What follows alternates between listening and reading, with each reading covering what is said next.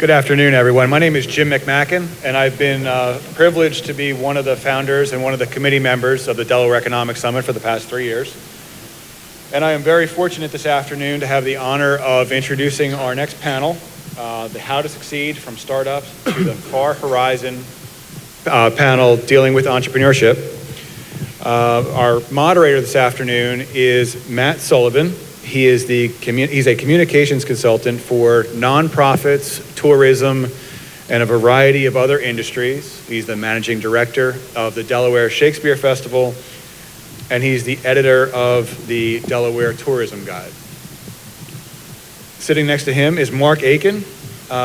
Mark is a native Delawarean, and he is the co-owner and senior vice president of Horizon Services.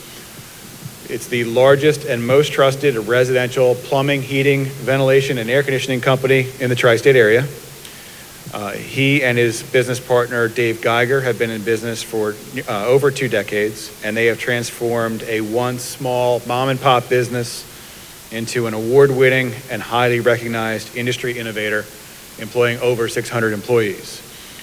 They're known for their excellent customer service and their ubiquitous orange trucks, but what they're not known for is what they do in the community. They are tremendous stewards of corporate citizenship. One example is a program called Horizon Helps. In the past 5 years, Horizon Helps has funded almost $3 million in order to help people in need who need HVAC systems and HVAC work done. Horizon has sponsored over 2,000 events and has donated over 15,000 business hours to the community. Sitting next to Mark is Steve Masterson. Steve has over 25 years of leadership experience. He has managed large operations for companies with over 2,000 people in multiple locations, dealing with sales, maintenance, trucking, environmental compliance, green energy. Steve is the owner of Waste Masters. He is a veteran of the United States Air Force. He's an entrepreneur and a philanthropist. Waste Masters provides personalized, hands-on, turnkey service. Their accounts are not just accounts, they are true partners, and they are extremely dedicated to understanding their customers, assessing risks, and sustainability. They have a very large green presence. In addition to being the owner of Waste Masters, his philanthropy efforts include Steve's involvement in wreaths across America, conservation groups like Ducks Unlimited, veterans groups, and he's an honorary commander in the Delaware Guard. Finally, seating to his left is Mac Nagaswamy. Mac is the co-founder and CEO of Carvertise, an outdoor advertising media company that specializes in car advertising. Founded in 2012, Mac has transformed his idea into a highly demanded service, working with clients such as Discover Bank, ShopRite, Thomas Jefferson Hospital, and the state of Delaware. He was very recently named the SBA Entrepreneur of the Year. He's a lifelong Delawarean. He's on the board of Teen Sharp.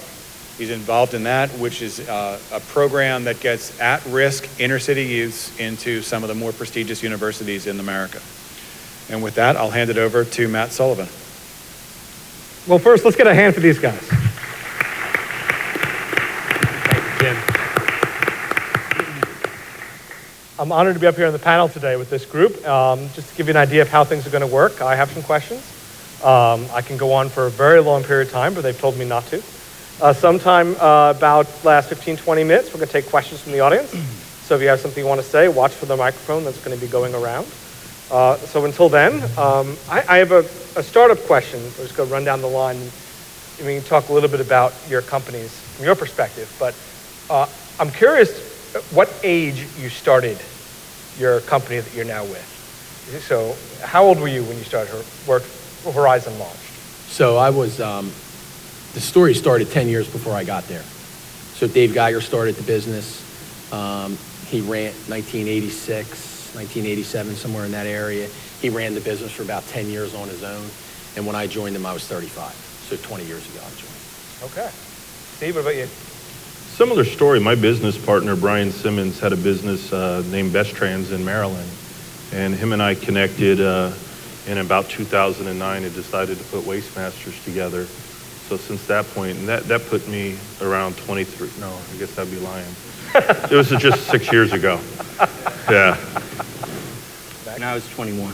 And he's 22 now, it looks like, right? There we go. This should be better. I think we heard 21. Okay. 21. So it's a broad swath. So I want to hear stories from the early days. So I know you all started your companies in different ways in different periods of time. But as you tell me about the beginning of Horizon's growth period. Where did the money come from when you started to grow in the early stages? So there wasn't a lot of money. Dave Geiger, the story goes like this. In 1980, in the early 1980s, Dave Geiger was a resident out in Colorado. And his family was here, and he got married, and he wanted to come back to this area. So he came back to this area. He got a job working at night with a mechanical contractor. He started in 1985, 86. And during the day, he decided he wanted to start his own business. So typical entrepreneur. If you want to understand the relationship a little bit, Dave Geiger is definitely the entrepreneur in this relationship.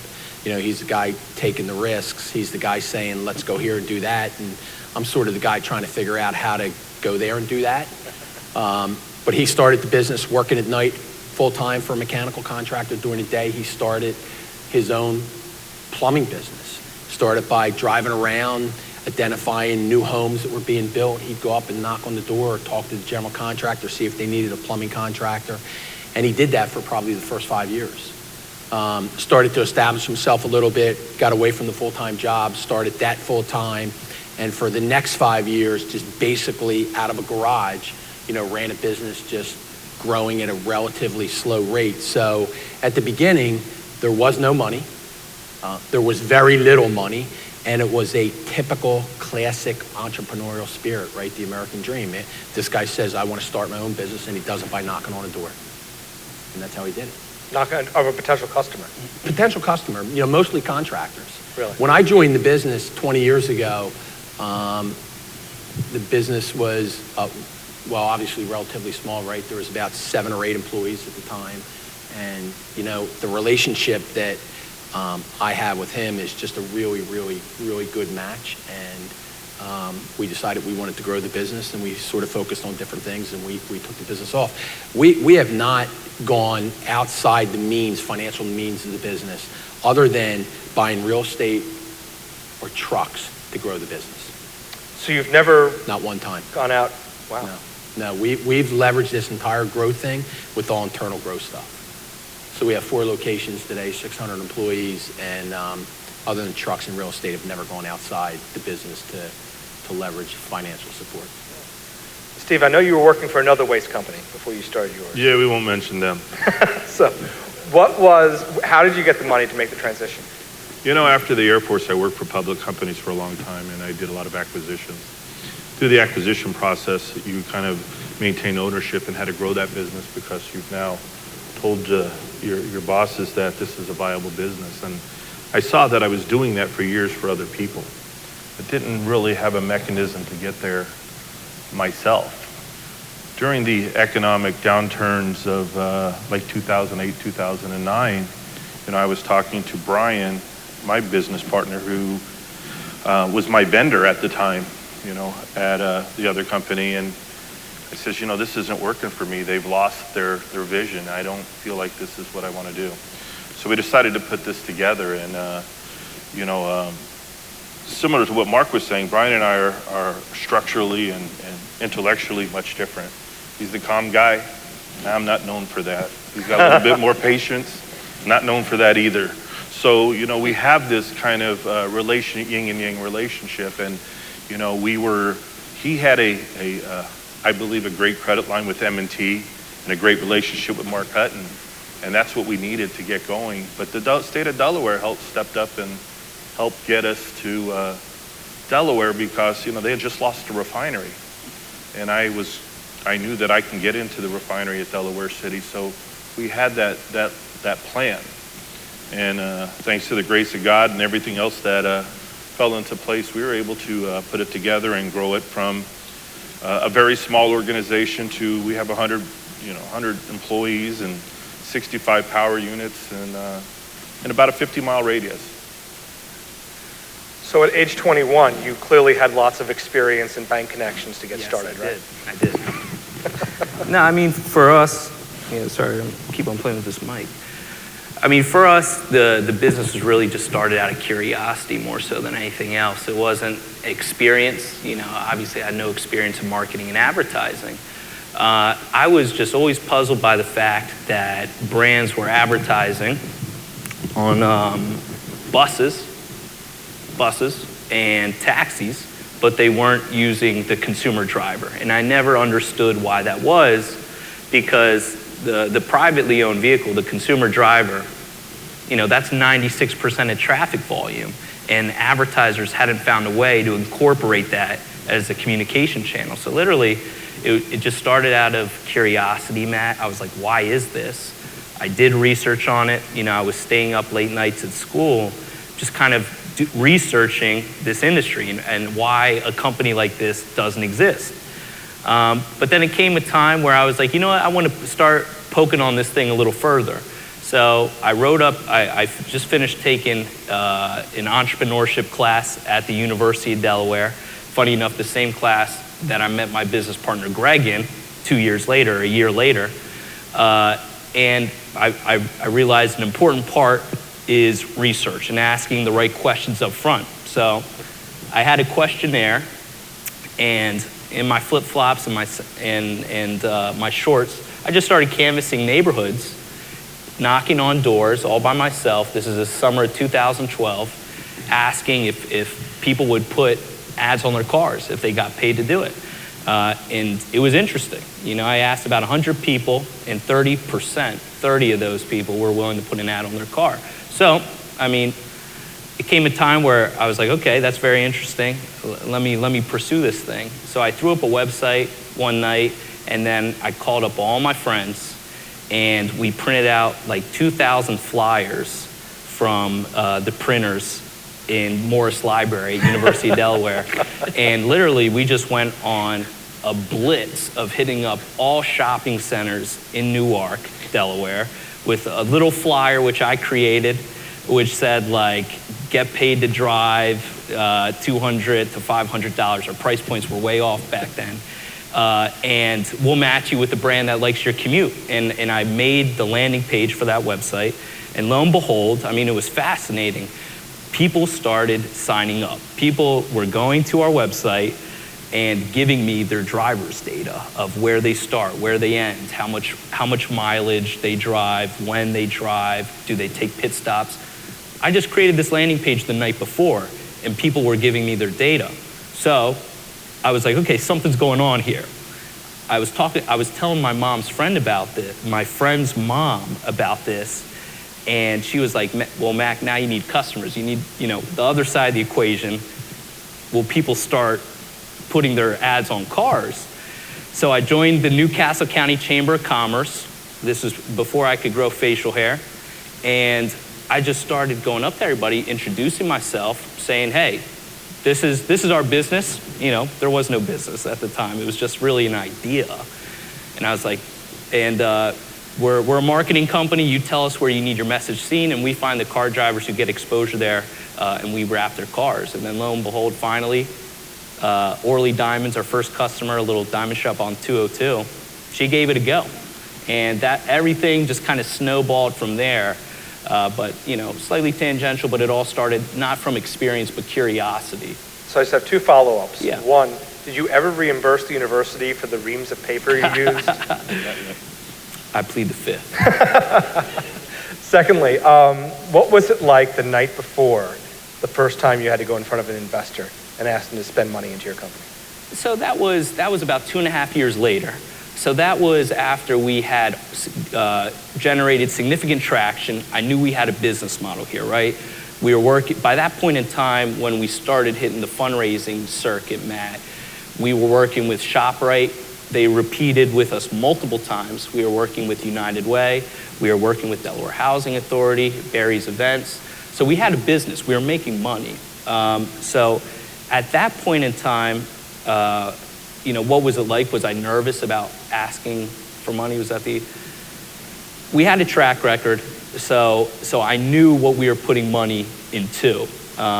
There were a lot of kind of pros and cons and kind of trade-offs we had to weigh before we were willing to give up a piece of the company to bring outside money in. And it wasn't necessarily falling on a silver platter either. We had to go out and get that. That was really tough. But that was 2.5 years later, and we were pretty deep in the game by that point. I have a question for you two gentlemen. Mac is entering a market that, as far as I know, didn't exist until he entered the market. You guys were entering crowded markets. How is it different to start a company in a place where there's already so much competition? Our best salespeople are the public companies. They work to really help our brand. Delaware and the surrounding area is a people business. And if you have lost touch with the people, you probably lose touch with that revenue. And there is a big gap in that market. We're different. Typically you don't think of a giant black truck that's $360,000 as a very eco-friendly symbol. So we have the Transformer S type of logos, which was our billboards. Our trucks are clean and shiny, not looking like Sanford and Son kind of equipment. And I think that branding helped people look. I mean, for the first 2 years, 60% of all of our inbound traffic was, I saw your truck. And it helps to have those big vehicles around. So, that helped us break in. And honestly, if I don't ever want them to figure out what they're doing wrong, because it continues to help my business that they continue to do things the same way. You, the customer, fit into my box instead of me fitting into your box. That's it for us. I think for us, when you look at the plumbing, heating, and air conditioning business, it's very fragmented. No matter who you talk to in any area of the country, even places like Chicago or Atlanta or LA, big metropolitan, Philadelphia's up there, it's very, very fragmented. It's an industry and it's a business that typically, when people have a problem, it's unbudgeted, they're unprepared, and they're pretty irritated that the whole thing is an inconvenience in their lives. When you take those factors into consideration, it makes the industry a little challenging. It's not like somebody's going into a magazine, clipping out a coupon, and Friday night, me and my wife and the kids are going out to dinner to get a pizza, right? When we send a technician to somebody's house, they're really annoyed. And the level of annoyance all depends on how long he has been spending time trying to figure it out and how annoyed she is, right? And then we have to deal with that. So it's a little complicated. It's a very fragmented business. And I think the turning point for us was back in 2008, right? So the housing market, the stock market, that whole mortgage piece that just, slid backwards down the hill. I remember going to Dave Geiger and I said to him, this is going to be rough. And for us to continue to grow the business at the same level that we've been growing it at over the past couple of years, we have to increase the amount of money that we're going to spend on marketing and advertising. At the time, we were like right around 5%. And that's what the industry was, right around 5%. And he said, what do you think? And I said, I don't know, 10. So in 2008, we went from 5 to 10. But an interesting thing happened. At the same time that we went from 5 to 10, everybody else went from 5 to 3. So it not only was, because people said, well, all of a sudden you popped up out of nowhere. Well, it wasn't we popped up out of nowhere. Partially it was because they disappeared, right? So that's one piece. Fragmented market, a service that we have to provide that's inconvenient, unbudgeted, unexpected. People are typically annoyed at it. We have to go in their house and provide them with solutions to fix their problem. And, what we try to focus on is we try to focus on the convenience piece.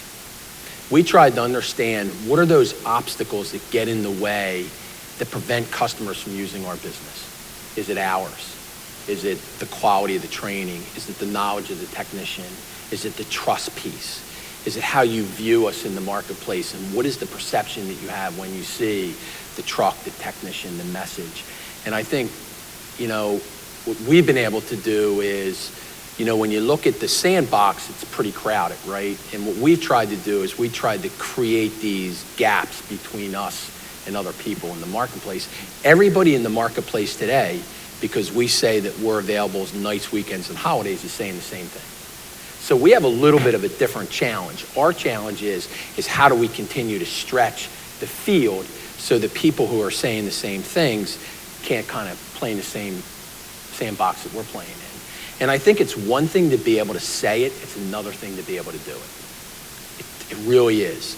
So I think that what we've done is we've not only said it, but we focus a lot of time on the operational part of the business to be able to substantiate the message in the marketplace that really, really meets the need of the customer. It's a retail business. I think it's interesting that at least two of you talk about the growth or start of your business coming out of the economic crisis of 8 years ago as a moment of opportunity. There weren't a whole lot of people looking at that as a moment of opportunity. There was a lot of duck and cover. And that you found ways to do otherwise. Well, it's hard to start on top of the wave. Sometimes you got to start at the bottom of the wave. And in our business, there was zero private companies providing the waste service in the area. Actually, Kent County had a small provider, but so when the public companies weren't able to grow, they just kept price increasing and price increasing. So that makes people call around to make sure during a recession that I'm getting the best price. And if you've been a customer for 13 years and realize you were paying twice the market value because of all these PIs, I'm not the cheap guy on the block, but I'm also not gouging. So that was our opportunity during the recession was they needed someone in the market, and luckily that the timing was right. There's a little bit of luck to that timing. We didn't say, let's wait for a recession and do this. You know, it just came about that way. Have you kept your marketing at the levels it was at? Yeah. Yeah. Yeah, we haven't. I mean, it's just not the marketing, it's the commitment piece. You know, Steve talks about that from our perspective. I remember having conversations. The marketing piece was one. The training piece was another one. You know, we spend a lot of time on technical training and sales training and customer service training. During that time period, we know specifically that other companies were shutting that down because it was an expensive thing and it was a cost that they said we really don't need to invest in right now. We doubled down on it. I know that there was companies that were recoiling in reference to service hours. They were closing earlier in the day and they weren't open on Saturdays and Sundays. We expanded our hours. So we took like this, and maybe at the end of the day, we weren't smart enough to know what the downside was. You know, we've made a lot of business decisions, and I sit here today and I think, well, would we have done that back then if we knew what we knew today? Because I hear him talk, and I hear him talk with this entrepreneurial spirit, and I just fired up a website and created a flyer, and we printed 250 of them. We started knocking on doors. So when we in my company, Makes you want to get a printer. Yeah, that's how the Uber started too. well, I don't know. Yeah. But when we in my company just fire up a website, you know, there's lots of people to talk to.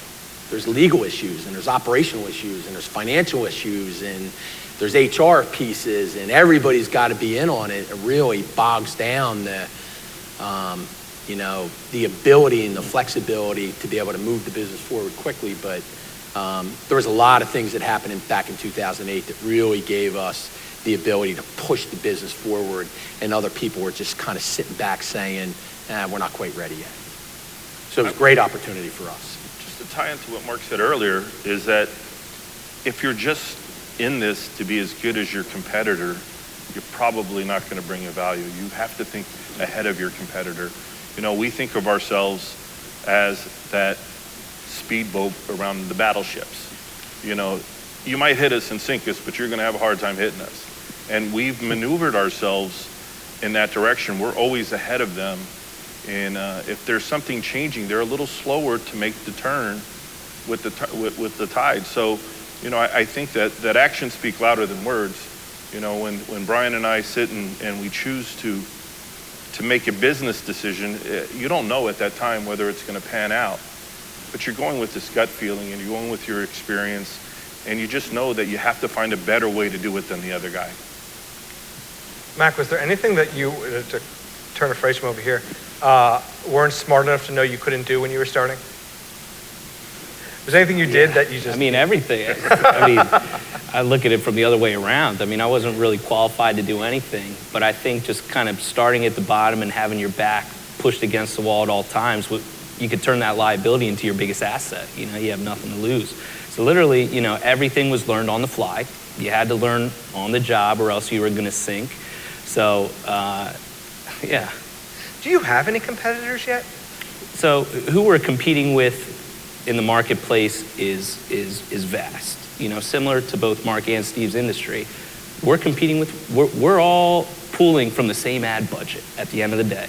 We're competing against radio, we're competing against print, we're competing against digital, we're competing against television. So we, you know, we're a different flavor of a communication channel, but nevertheless, we're all fighting for that same piece of the pie. So competition is very fierce, but it's all indirect competitors, right? But that doesn't mean that it's not competitive. Are there direct competitors? You know, are there other companies like Carvertise, which, you know, we're battling for that same client? No, you know, and that's not on the horizon. I think a large difference between the type of company that we are and the type of company that Waste Masters is, or Horizon is they're trying to find a way to differentiate themselves, and as Mark just said, create that moat, right? Let's push everybody out of our sandbox so the customers come into ours. For us, it's like we're trying to break into that sandbox. For us, you know, marketers have kind of systematically gone into, you know, this ritual of, hey, I have a marketing push. I have a promotion I need to get out there. So let me call up my billboard guy. Let me call up my radio guy. Let me call up my digital guy and get this message out there. And you know, here we are, these new kids on the block with this completely different communication channel they've never seen. And at that, we're doing this in Wilmington, Delaware, which is not the most progressive media market in the U.S., to put it that way. To put it lightly. So, you know, for us, you know, they're trying to stand out. We're trying to fit in. We're trying to blend in. You know, we still want to kind of maintain our originality and the unique features of what makes our service special, but we have to become accepted into this marketing mix. So we're fighting a battle of acceptance. And then once we become accepted, then we'll start creating that mode again. But first we got to get in. How many of your current customers are people who have heard about you, found you online, reached out to you as opposed to the other way around at this point? I would say that's starting to happen more. You know, once again, it's all this just kind of positive momentum. When our company works with more accounts and we get more cars on the road and more consumers and marketers alike are seeing these cars, journalists are seeing these cars, they want to do a piece. We keep on fanning the flames and repurposing through social media. You know, the momentum just kind of builds on itself. So, you know, a year ago, 100% was outbound. A year ago, you know, we had to go and get it. Now, we're still doing that same thing, don't get me wrong. But I would say it's a little more split. It's probably 60-40. 60 outbound, 40 inbound. So I have a question about old school media. Who in the audience has heard Mark's voice on the radio? Talking about Horizon, yeah. Okay, so you have chosen to do your own commercials, and you have a recognizable voice. You do these commercials differently than most companies of yours, I've heard. I have two questions. What was the thinking beyond describe how you approach commercials, what the thinking was behind that approach, and why you decided to really be a face for the company? So about 4 years ago, we use a guy out of Dallas who writes all of our TV and all of our radio. And at the time, we were using radio personalities. And I didn't like it. It felt used, or it just didn't feel right to me. It felt like everybody was doing it, and it really didn't feel sincere, and I just didn't feel right to me. And I had a conversation with this guy out of Dallas, and he said to me, you have to do the spots. And I said, I don't really know if I want to do the spots. He said, there's nothing more passionate than an owner of a business who's out in front of the brand, who's driving the message into the marketplace. I didn't like it at the time, but I said, okay. I said, okay. And what I have found and what I have heard over the last 4 or 5 years is that it's the belief, it's the passion, it's the commitment to the business that comes across more than anything else that's in the message. And what we're trying to do is we're trying to tell a story. We're not trying to deliver the entire message in one spot or a series of spots. It's a long-term play. It's over a period of years, and we're trying to tell a story over a long period of time. And I think that, my own personal experience and my own personal advice would be is there's nothing more committed than an owner who's in it, who's got to be passionate about the brand, who's got to believe about the brand, who's got to be the face of the brand and push it forward. And it's been a really, really, really good decision for us. I mean, it's hard. It's a lot. We produce brand new radio spots every 6 weeks. That's a lot of writing, a lot of scripting, a lot of recording. We're producing anywhere between 10 and 12 brand new TV spots every year. That's a lot of money, a lot of time, a big investment. But I think what it does is, again, what we're looking to do is we're looking through subtle ways to create that edge in the marketplace, because we're fighting for two things at the end of the day. We're fighting for a group of technicians and customers. That's all we're fighting for. I have heard spots of yours where I'm listening. It's a story. I don't know where it's going. I'll get halfway through and I'm like, what is, who is this even for? And I'll get to the end and there's some uplifting message to it. And then you'll say, Horizon. What was the first time you were presented with an idea of doing commercials that way, and what response have you gotten from it? Well, I think part of what we believe in, or part of what I believe in, and I think we as a company, because it's the culture that's driven down through the organization, is I believe in, I believe that we have a fundamental purpose to be a good corporate citizen. And I think that, when MB&A rolled out, it left a huge gap in the community. And I think everybody sitting in this room that works for somebody or themselves is responsible to step into that gap. And I feel that way personally. And we decided to start to use this medium as driving that message down in the marketplace. And we'll do 6 radio spots, and 5 of them will have to do with the business, and 1 will have nothing to do with the business at all. And it's kind of funny, like we've gotten calls from Fox Business School, Temple's Business School, and they'll say, we're studying your brand. Can we get recordings of those spots? We want to know, do you have results on what they're doing and how people are interacting with the brand in the marketplace? We've had all kinds of people call us, and University of Westchester has an economics class or a marketing class, and they're studying something and they want information on the brand and how we're driving the brand in the marketplace. So I think there's been a lot of unintended consequences from the brand being driven down in the marketplace. And at the end of the day, what I want is I want you people to feel like we care. I mean, if you have a choice to make and it's between me and somebody else, but I'm spending a lot of time, effort, energy, and money on making the place that you live, work, and play better, and I'm doing the same thing because I live, work, and play in the same community you do, and you have to make a choice, and there may be something that's a little different between me and the other guy, but I really care, and I'm a good corporate citizen. Does that matter at the end of the day? I'm hoping it does, and I'm betting on the fact that it does. And I think that unintended consequences has been something that from a marketing and I'm looking at my marketing team over there, that the marketing in our business has really created like this gap between, you talk about the moat, but it's pretty significant, and that's been one of the reasons why.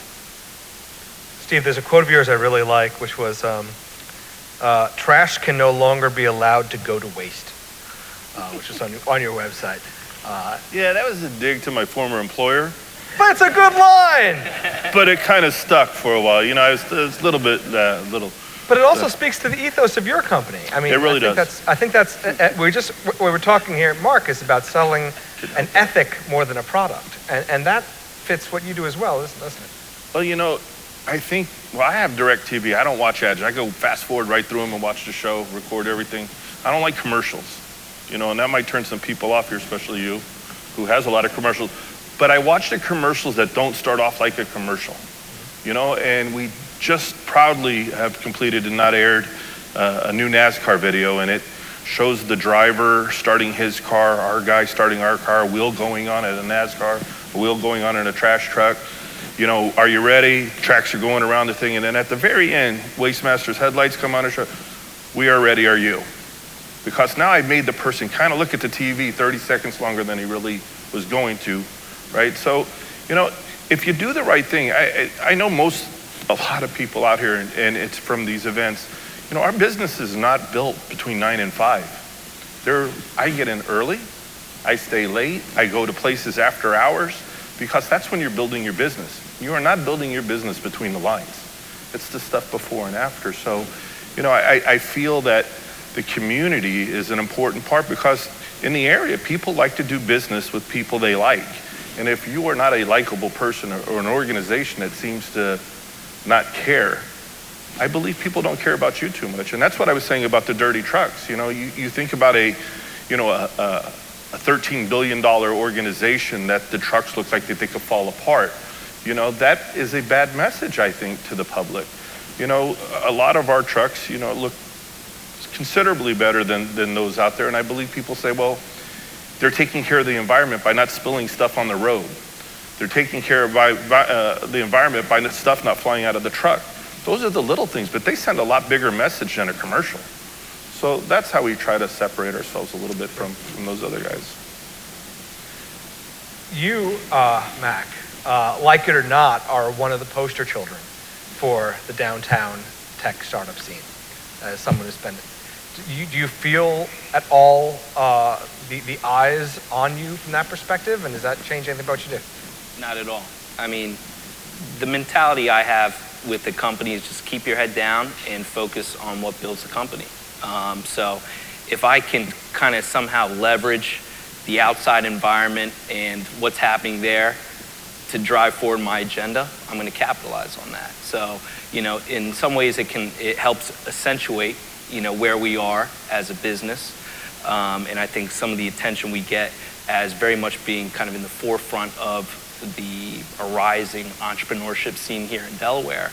But, I wouldn't consider it a distraction. I would look at it as an asset, as it's really helping drive the company forward. So, but am I feeling nervous by it? No. Well, do you feel any responsibility to help promote that rising class in Wilmington? Sure. I mean, I do it naturally just because we benefit from it so much. I think what we're seeing here in downtown Wilmington right now is amazing. Nothing short of amazing. Just within the past 3 years, you see 1313 Innovation pop up, the Mill, the Horn Program in Entrepreneurship. Just 2 days ago, Pedro Moore of the Delaware Innovation Fund launched a Delaware Angel Group. So I think and all this stuff takes time, right? Like you can't expect like an ecosystem that just recently became cognizant of the importance of entrepreneurship. It's not going to happen overnight.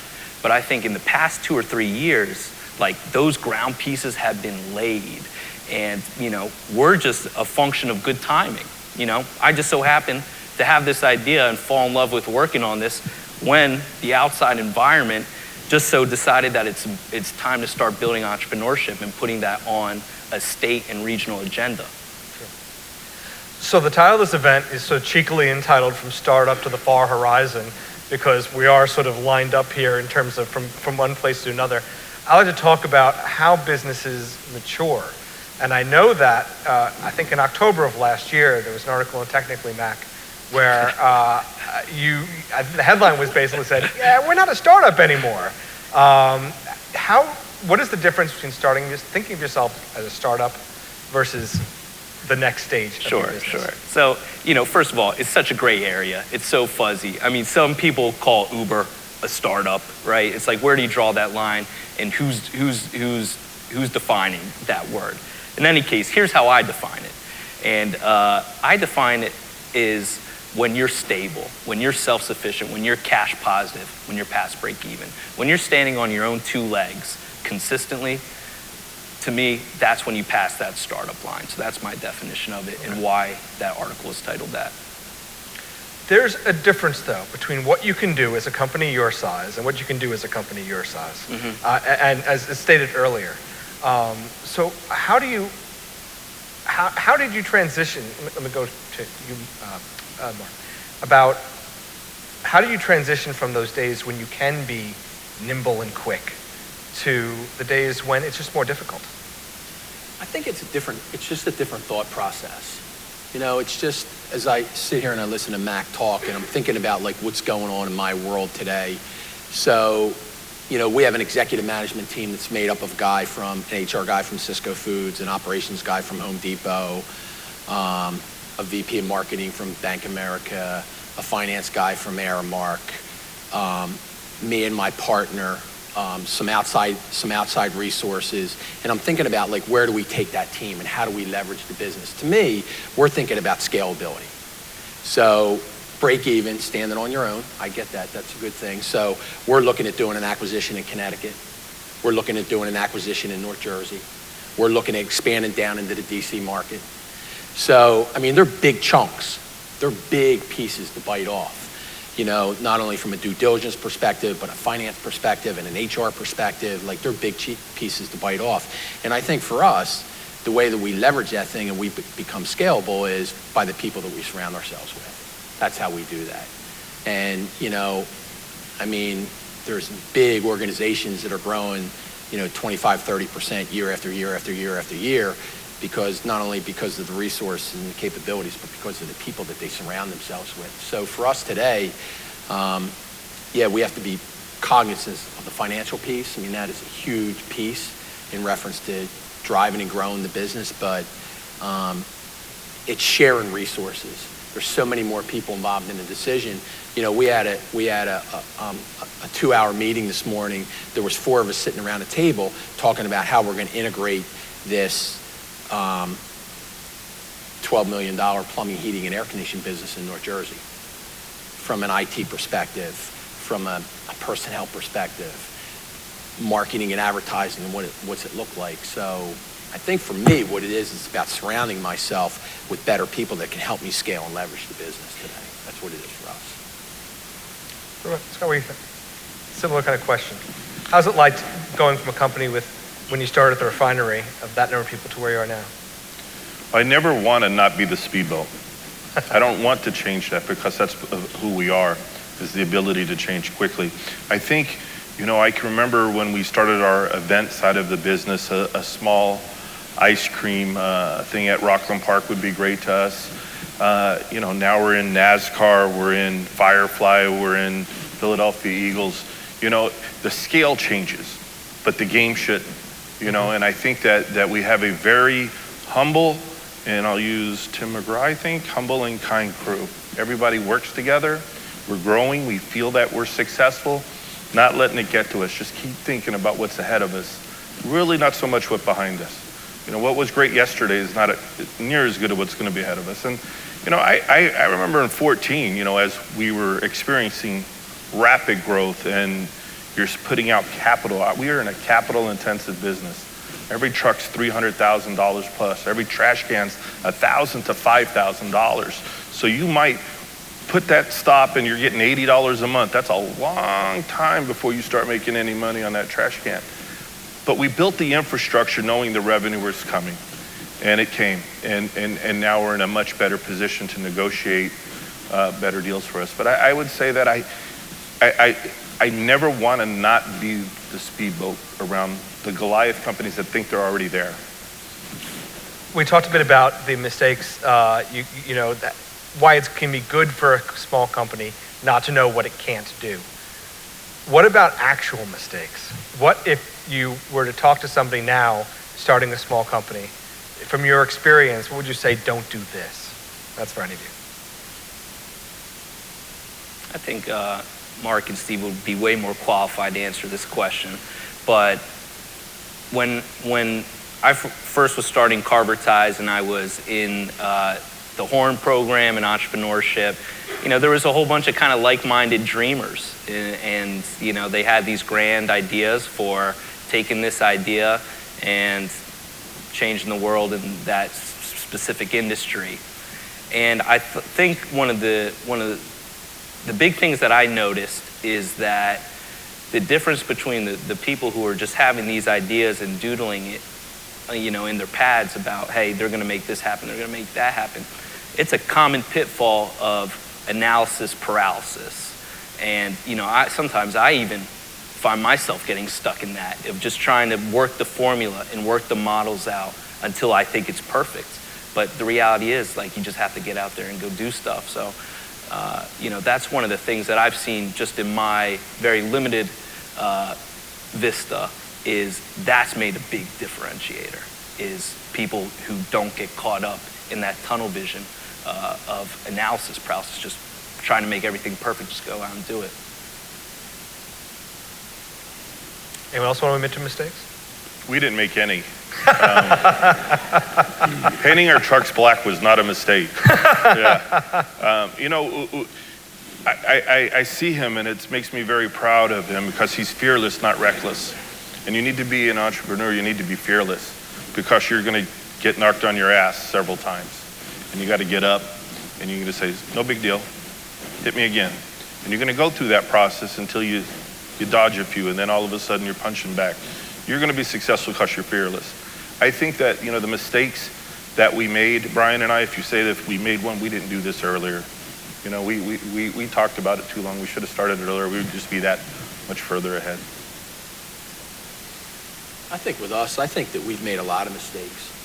I think, as I sit here and I think about programs that we rolled out, and 6 months later we rolled them back in because they didn't work, or, the wrong people that we hired, or, a bad business decision. There was a lot of them, but there's nothing sitting here today that, looking back on it in hindsight, I probably wouldn't have done again, because it's been a phenomenal learning experience for us. I have a lot of people that come and sit with me on a pretty regular basis that want to know, what is it? And there is no what is it. There's not like a coin I can pull out of my pocket and put in somebody's hand and say, here, carry this around with you and you'll get it. I think the biggest thing, if I had to learn one thing about my 20 years experience with Dave Geiger and Horizon Services, this is the one piece. I wish I would have realized this earlier, that investing in quality people sooner, that had bigger bandwidth, that were smarter than me, that had the ability and the knowledge to be able to drive the process forward and help me leverage the brand, I would have done that quicker. That's probably the biggest thing, because I realize today that I have a whole bunch of limited capabilities, but there's people out there that are way smarter than me. And I wouldn't change any of the mistakes, any of the business decisions, but I definitely would have went down the road quicker. So when somebody sits with me and says, well, what is it? The very first, or the ultimate piece that we always go to, is the personnel piece. It is. Because, if you're the business owner and you're the smartest guy in the room, you're in the wrong room. There is no doubt about that. And I believe that a lot of businesses get throttled and choked back because the business owner is afraid to get out of the way and bring people in the organization who are much smarter, and have bigger bandwidths than them. Listen, I don't need to be right. I just need to be happy. And I'm not interested in working 50, 60 hours a week. I'm not.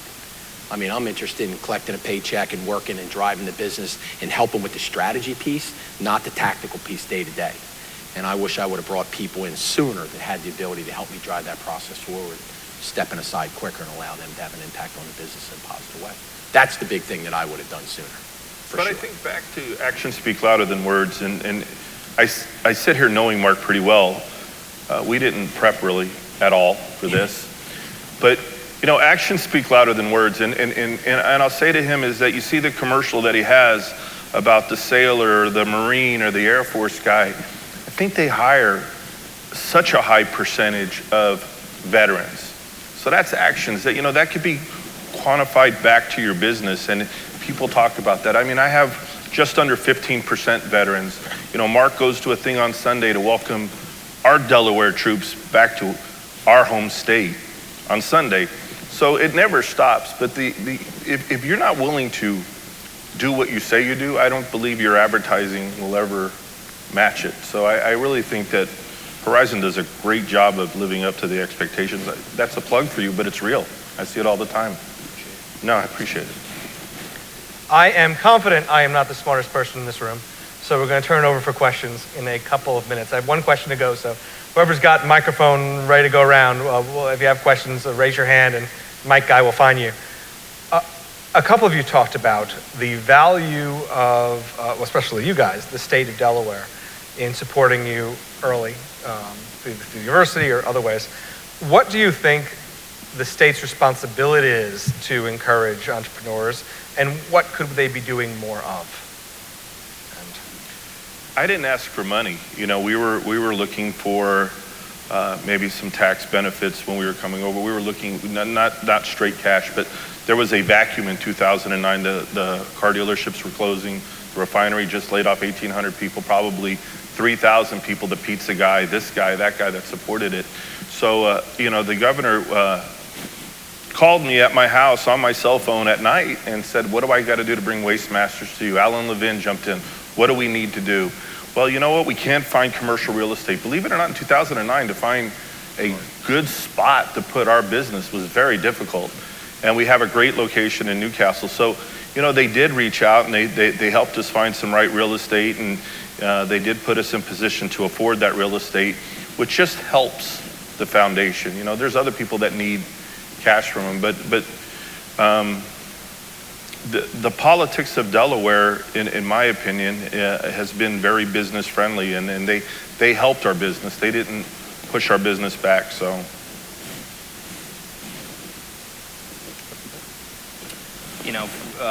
From my perspective, I think just what you need is more people. I'm a big bottom-up type of guy, and I would just like to see 20 other more entrepreneurs just hungry coming out of these 1313 innovation centers, the mills, the Horn Program in Entrepreneurship, and just looking like, okay, here's the ecosystem, here's the landscape, here are the cards that I'm dealt.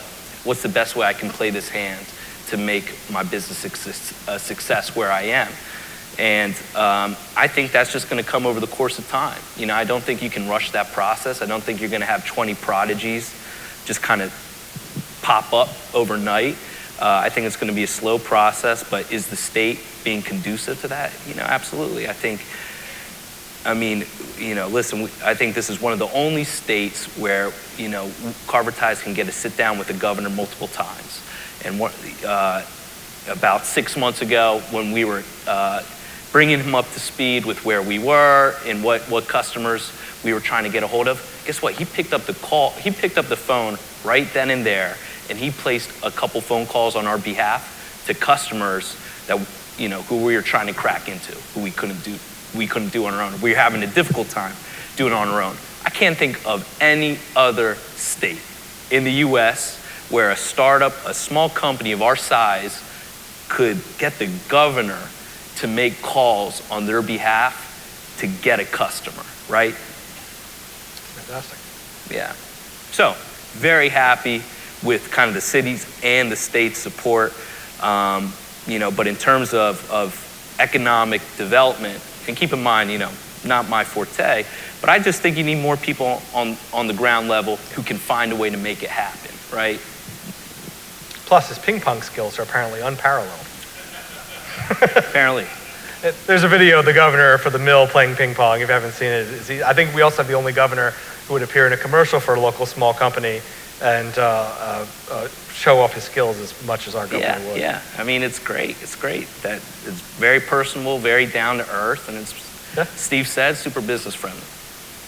I think it's, I think for us, it's been a little challenging. When we look at market share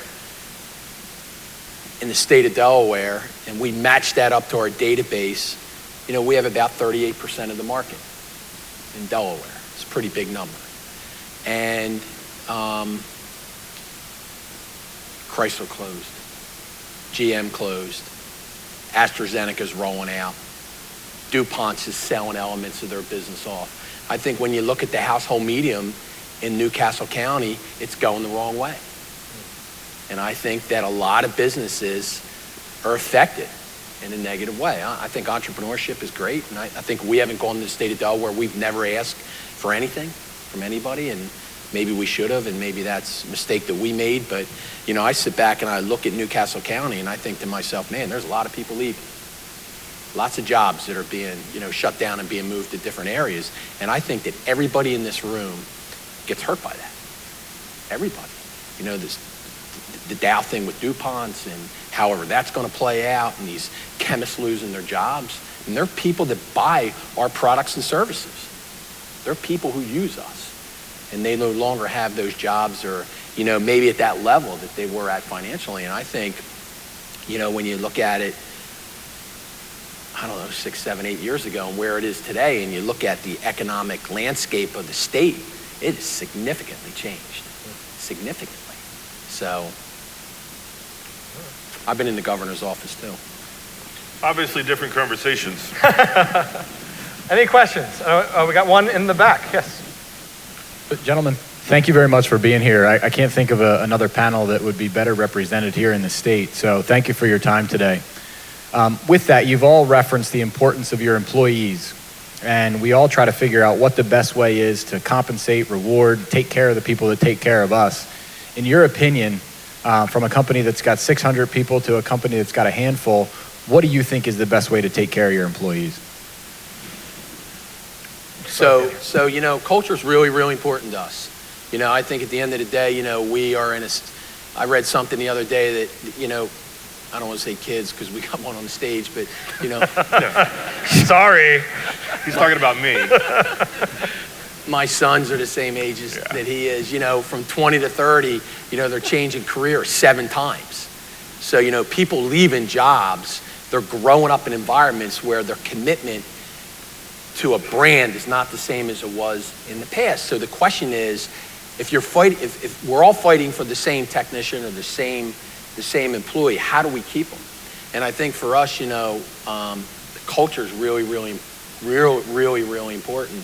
And, you know, one of the things that we rolled out in the last year is, you know, we have this program where we're talking to all of our employees on a regular basis, 6 times a year. Surveys, town hall meetings. We want to know what they think. We want to know how they feel. We want them, because they typically have the answer to the problem. We just need to get them comfortable enough to talk to us. And I think it's really important that, you know, we engage that process and we realize that it's a we thing. You know, this is way bigger than myself and Dave Geiger today. And, you know, things get passed down the line, and by the time a technician goes to a customer's house and knocks on the door at 9 o'clock at night because he's got a customer that, you know, has an air conditioner, it's not working, you know, that guy's got to feel pretty good about his job and what he's doing and the commitment he's not only making to us, but he's making to them. And the question is, how do you do that? And I think, you know, having these, you know, really focusing on a lot of different programs. We got gyms in every building. We deliver fruit a couple days a week. We got yoga instructors that we bring in, and we got a whole group of people that are doing yoga a couple days a week. I mean, we have all kinds of different programs. We have wellness programs that we're paying for. You know, we got all kinds of different stuff going on that, you know, we step into that gap all the time and make people feel like, right, people don't care how much you know until they know how much you care. It's a great saying that we use in the business all the time, and we want people to know how much we care. So that culture piece is super, super important, you know, as you're scaling the business and driving it forward, because, you know, a lot of employees say, I don't want to work for those guys. The company's too big. They don't care anymore. Here's my thing. Can I grow the business? Can I scale the business at 25% growth year after year after year without anybody saying he doesn't care? That's the challenge. That's one of the strategic challenges that I have, because I want people knowing that I'm listening and that I care. I may not be doing everything that they want me to do, but they need to know that I'm listening and I'm caring. And that, I don't want people left behind. So that piece is really important to us. Steve, you want to? It's really the same. You know, I feel that Waste Masters is a big fish in a small pond. And that 50-mile radius helps us keep in touch with everybody. We haven't grown to the size that we don't know what's going on with the employees. Our key senior leadership people, you know, we've made them part of the business so they feel that they have buy-in. You know, when you talk about the vast majority of our employees are CDL drivers and stuff, and there's a large nationwide shortage of those people. We're able to give them where they go home every night. They have affordable, albeit way too expensive, healthcare benefits.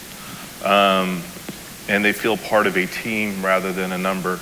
And I think that is a lot of the driver mentality is they really want to feel a part of the company. And, you know, I was down in Dover at an FCA event on Friday night, and the lady that owns Chick-fil-A says, "I really am a big fan of yours." And I said, "Why?" She goes, "I noticed that when your driver pulled up, he cleaned up around the can, even though our guys had thrown it on the ground." And he goes, "It doesn't mean much to anybody else, but it meant a lot to me." So it was our guy, Mike Christie, that decided, but I've had 3 calls like that about him. I mean, he just cares. So those engaged employees are the key to our success. We can't babysit them. So knowing that they're doing the right thing when we're not watching them makes me feel, you know, more apt to try to figure out ways to make their lives just a little bit better. Yeah, for us, I mean, we're the handful, Todd, but we're in a much different, you know, stage of growth than where Steve is with his company and Mark is with his company. So for us, you know, we have this unique advantage given where we are of keeping employees and everybody associated with the company just like really empowered to make an impact on the business. Like we're giving a lot of leeway and empowering our employees to do cool stuff in the company. You know, there's really no tiers yet. So, you know, Rose and Shannon and Jess might be calling the drivers to get them set up. I might be there on wrap day. It's a very all hands on deck approach. And I think when people feel wheeled in to kind of like pushing the business forward and taking it to the next level, you know, that's an emotional buy-in, you know, which money can't do that. Money can't do that. It's kind of get you married to the idea of being a part of something bigger than you. And, you know, I think kind of my philosophy on that subject is going to continue to evolve as we bring more associates into the company. But where I am right now, my current temperature on that subject is like, give them responsibility. You know, they like that, they appreciate that, and give them the space to do their thing. Another question in the back. This is a question directly for Mark. Mark, because you are the name and the face of Horizon from a marketing branding standpoint, and your employees touch people in their most sensitive areas, their home, usually at the worst times, in the summer when their AC goes down or the winter heat goes down. In the event that they do have a bad experience for whatever reason, because we all go through that challenge with employees interfacing with customers, and you're so well known and recognizable in the community, whether you're at a school function, a church function, or at Acme, you know, picking up grapefruit, whatever, and that individual, you might not know them, but they know you, and they approach you with a negative experience. What's your response, and how do you handle that after that interaction? So this is kind of like the culture that we've created internally, because that's a really good question. We're doing today about 12,000 transactions a month. It's a big number, right? And there is a percentage of people in that 12,000, no matter what you do. It doesn't matter if it's the best of your ability and it's free, there's still going to be an issue associated with it, right? So that's the basis. What we do is we look at those experiences as opportunities to make adjustments in the business and to be a better company, to be a better service provider. So when that stuff comes in, and it does happen, you know, Walgreens or the mall, right? Those experiences happen. You know, we take that information. We have a group of people that we funnel that to, and myself, my partner, Dave Geiger, the ops guy who runs the operation of the business, and then the individuals who are running the locations. Every single time there's a concern, we don't call them complaints, we call them concerns. Because it could be anything, you know, from a guy leaving a tool to a customer having an invoice or a coupon that couldn't find it at the time of service, to somebody damaging somebody's carpet on the way in, right? So they're concerns. Every time there's a concern posted inside of my company, there's emails that go out, and all those people in those chains are notified. And we expect resolution. And sometimes it's in spite of principle, right? Sometimes it's in spite of principle. Our goal is to satisfy customers. We're not looking for a fight. We will not engage people in a wrestling match. We will try to listen. We will try to understand. We will hear what they have to say from an objective point of view. And sometimes we just have to make a business decision that just financially and fundamentally makes no sense at all. But at the end of the day, I would rather that customer saying, wow, I'm really impressed with the way they took care of that, versus telling a whole group of people they didn't like the experience. So it gets tricky. I mean, it's not easy all the time. But I think our approach has been crafted over a period of time. And, you know, the question you have to fundamentally ask yourself is, what do you want them saying? At the end of the day, what do you want them saying? You know, what we understand is we no longer control the brand. The brand is controlled out there in the marketplace, especially with the explosion of social media, the interaction with people who don't even know each other anymore, and how our businesses are being referred and talked about, sometimes without us even knowing. And I think that what we do is we spend a tremendous amount of time, effort, energy, and sometimes money on trying to fix the people who either had a bad experience with us or had an expectation we didn't meet, or we did something wrong and we needed to fix it. So it doesn't matter. We're all writing stuff down. We're emailing people. And I was at Walgreens last week, and the lady behind the counter, she had to be 60 years old, and she had an experience with the brand that she wasn't very happy with. I took her name and number down. Before I left that parking lot, I had somebody notified. And the next time I walked in there, she said to me, now, she was working at Walgreens, right? And she said, you didn't have to do that. I said, I wanted to do that. And I don't know what I did. I gave some of her money back or whatever the case may be, but I fixed it. And I think that's our focus, is fixing those customers. Another question? Here we go, Brian. Hand number right. And then after that, I think we have someone in the back after that. Thanks. Can you guys hear me? This is a really good session. So in what I do for a living, I meet with business owners. I'm a middle market banker. And I think one of the things you guys all have in common is you have to have a desire to take a risk. You've all taken it. I thought the advertising example, Mark, was tremendous, because we see people wanting to cut, and you invested at a time when other people are cutting.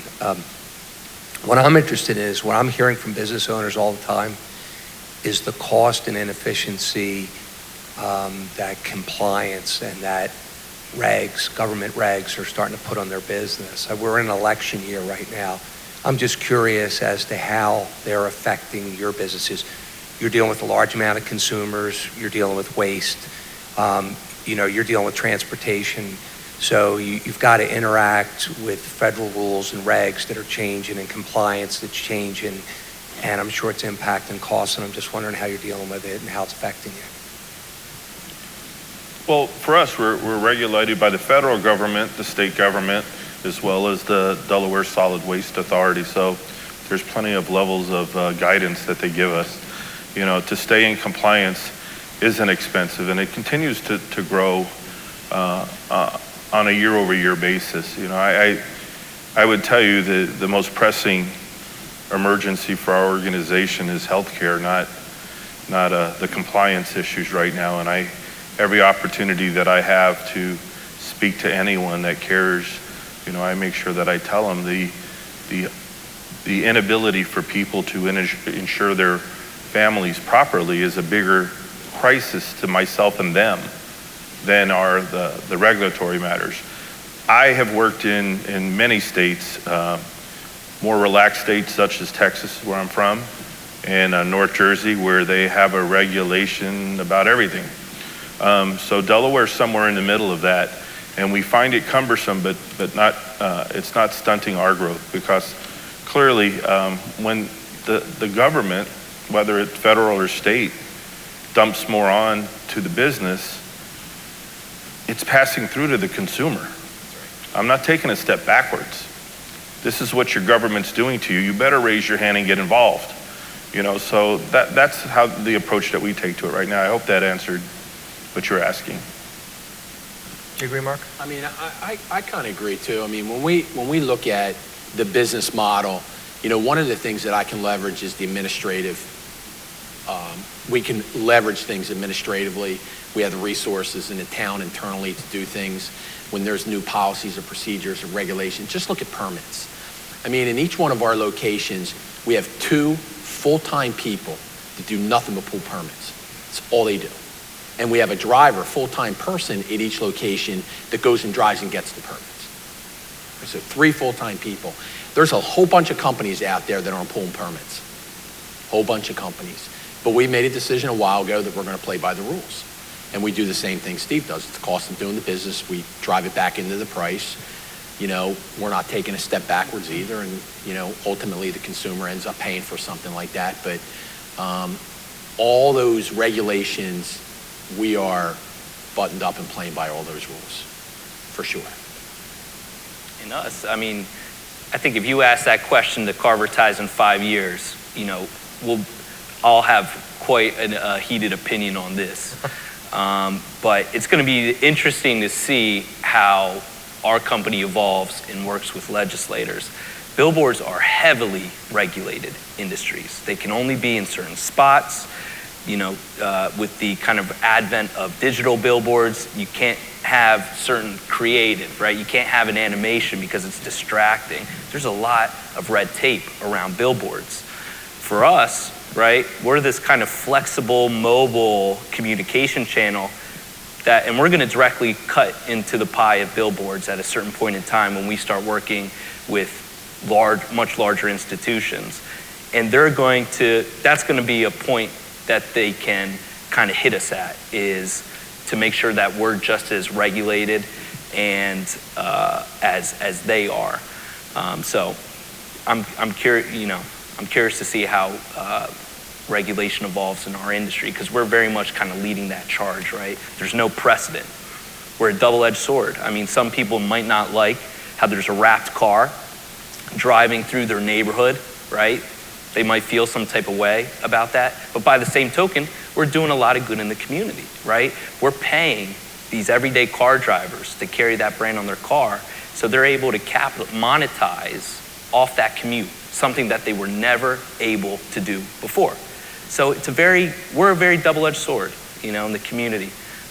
You obviously know what side of the fence I fall on. But it's going to be interesting to see how regulation evolves within our industry. You sound like you're ready for that fight.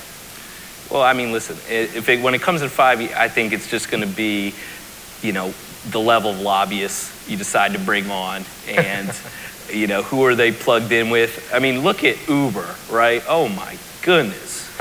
Uber, you know, they set the precedent on how you take a completely disruptive channel, and, you know, the taxi advocacy groups, they're very well politically connected. And Uber was able to squash that. I mean, have they cleared everything? No, but they just came in as a force, instantly started eating up their market share. Obviously, the taxi groups are going to be crying to the politicians saying, hey, they're stepping on our toes, or matter of fact, they're cutting off our legs. There will be a way to handle this at a certain point in time, so I'm ready for it. Do you have any wrapped cars for Uber drivers? We do. Aha! Last question in the crowd. Anyone have one more question? Here we go. You guys, several of you mentioned growth and hiring, I would assume, as a challenge. What are some of the skill gaps or things that you're dealing with new hires, and what do you do to mitigate that? It's hard to find people that want to work. You know, we're in a very blue-collar industry, you know, and you know, all of us as parents, you know, you say you want your kids to go to school and you want them to do this, you know. A lot of my drivers make in excess of $60,000 and up. So it's not a horrible job, but it's horrible if you don't want to work. So teaching the old school kind of blue-collar work ethic to an internet-based kind of younger mentality is I'm going to make my money behind the screen is a little bit of a challenge. But when you talk about finding, you know, the right people, you know it because they're proud of the uniform that they wear. You know, they like to be called a professional driver. So you just got to weed through a lot of not so professional people to get to those. So for us, I heard a long time ago somebody say, this guy was talking about his company and his employees and the interaction with them and the time and the effort and investment that he made in the training his people. And he said, I'm not training anybody.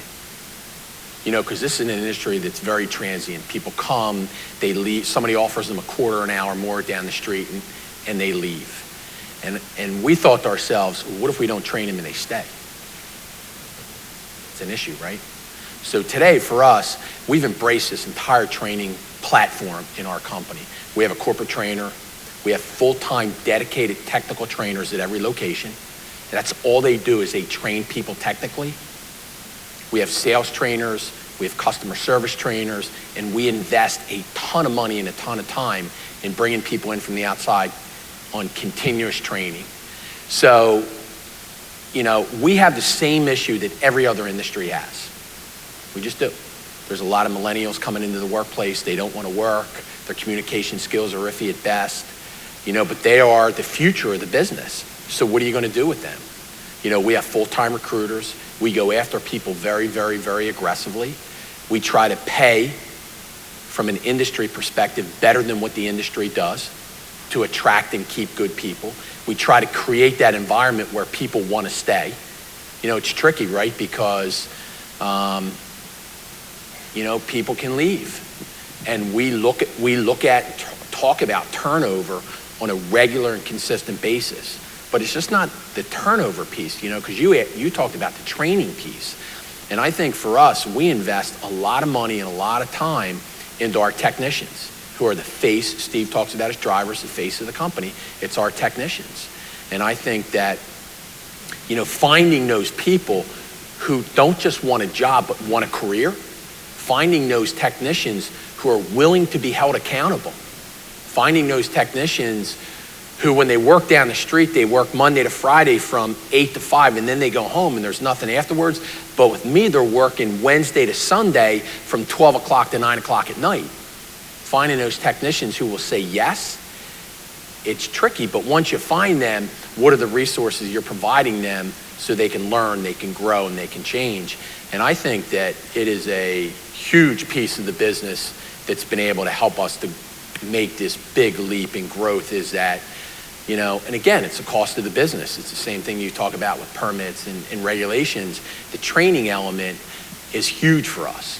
It's probably, when you walk into a room and you have 30 technicians sitting in there from 7 o'clock to 8:30 on a Wednesday morning, it's just not the cost of the trainer. It's all that overhead associated. It's that downtime of those 30 technicians. So we're in it. We're vested with them.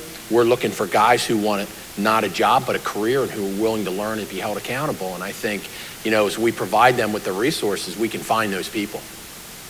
And it's different elements too, right? So real quick, right? It could be, so GM and Chrysler close. They got a ton of maintenance guys there. They're 40 years old. They've been working there for 15 years. They come out into the marketplace, what are they going to do? You take them, you swoop them up, make sure they have the qualifications from a driving record, a criminal background, they can pass a drug test, and all those other entry-level qualifications, and then you get guys that want to learn and you can train them. Same thing with military. The military has been a huge resource for us. Guys coming back, they lost their jobs or something happened with their previous employment. You take those guys that they're pretty organized, they're great at following directions, they want to learn, they're pretty detail-oriented, and you bring them into your marketplace and you give them a little bit of training and they excel. So investment in training is huge for us. Am I on? Thank you very much. That was a very, very informative session. I also just want to leave you with this thought. Something I touched on earlier. Delaware is seeing a shift in the state from a very few large employers to a state where emerging startups seem to be dominating the business. These guys today gave us some very good information. Use this platform today to have an opportunity to talk with these people, to talk amongst yourselves, what things are happening in Delaware, how you can work together to continue to grow in Delaware. And again, thank you guys very, very much. We really, really appreciate everything you've done today. Join me in thanking Mark Aiken, Steve Mackison, and Mac Goswami. Thank you. I have one last really fast question for the panel, which is, do you have a favorite teacher from school? Favorite what? Teacher. No. No? Favorite teacher? Yeah, Favorite Coach guy Penny out. saves my life. Huh? Yeah, Coach Penny's my baseball coach, saved my life. Yeah, I have a favorite teacher. You have a name? Yeah, Dan Kinderman. Dan Kinderman. This was an advertisement for the next discussion on education. Coming up in 15 minutes, we'll be talking about the people shaping the lives of the future workforce of Delaware. Stick with us. Thank you.